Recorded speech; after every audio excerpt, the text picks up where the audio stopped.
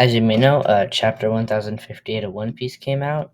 And I thought it was really good. I feel like the second half was the best when we got to learn more about the Cross Guild and how Buggy was able to somehow get relations with Mihawk and Crocodile.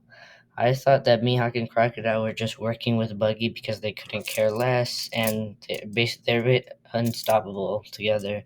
For the Marines probably won't try too hard to get after them, but we'll never know. This turned out to be false as Buggy just is finding a way to repay his debts to Crocodile, and this is basically the only way. And Mihawk is trying to live his nice and peaceful life that he's been living for the past couple of years as a warlord, but now he's being hunted. So this poster is just like Buggy supported, and it's putting him on a higher pedestal than the other two. But since that is false, Buggy's kind of just now even more wanted by the Marines because they think that he's orchestrating this whole act. I feel like this is really in line with Buggy's character because he's basically failing his way to success, which is probably not a bad strategy if you're making as much as he was. This kind of reminds me of like a real life example would be like the Island Boys who became super famous and uh, they gained some wealth from just being a laughing stock.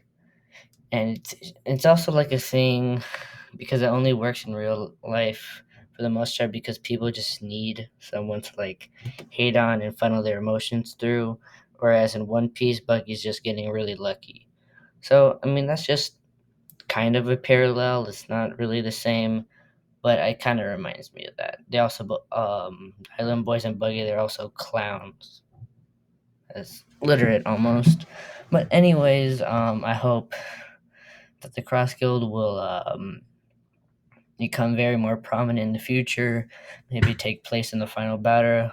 I would love to see Buggy get into action. Maybe have a nice 1v1 with Usopp because they're both kind of professional cappers. So I'd like to see how that would go. And also how the Marines will have to, because they have to go after them. It's just not like they're gonna have to send two admirals at a time. It's gonna be really hard. I don't know how much we're gonna get of them in the future, but I feel like this chapter was a 10 out of 10, even though it wasn't even all about them. Even there's still some other things that I might also do a video on, but I feel like this was the best part of the chapter.